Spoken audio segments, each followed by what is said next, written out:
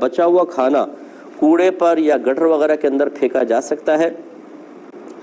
دیکھیں پہلی بات تو یہ کہ کھانا بچا ہی کیوں، کوشش یہ ہونی چاہیے کہ نہ بچے۔ آپ اتنا ہی بنائیں جتنا گھر والے کھائیں، اتنا ہی پلیٹ میں اتاریں جتنا آپ کی گنجائش ہو۔ ہوس کے وہ نہ بنے، مطلب بہت زیادہ لالچی نہ بنے کہ زیادہ بہت سارا اتار لیں اور پھر کھایا نہ جائے اور اس کو پھینکیں۔ ایک بات تو یہ کہ اتنا ہی پکائیں جتنا کھا سکیں، اتنا ہی اتاریں جتنا ہی۔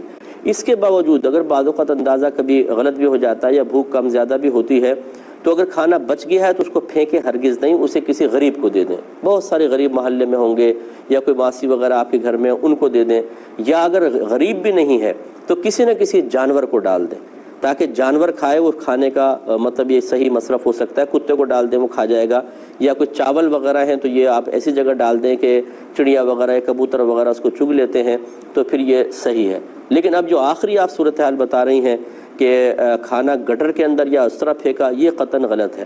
اس میں دو صورتیں ہو سکتی ہیں کہ کھانا رکھا تھا سڑ گیا، جیسے باسی ہو جاتا ہے، یا فریج میں رکھا تھا اس پہ پھپھوند وغیرہ لگ گئی ہے۔ ایسی صورت میں بھی غذا کا اور رزق کا احترام یہ ہے کہ اس کو گٹر یا گندی جگہ پہ نہ پھینکا جائے، بلکہ کسی ایسی جگہ ڈال دیں جہاں کسی کا پاؤں وغیرہ نہ پڑے، کیونکہ اب یہ مضر صحت ہے، اس کو کھا نہیں سکتے ہیں۔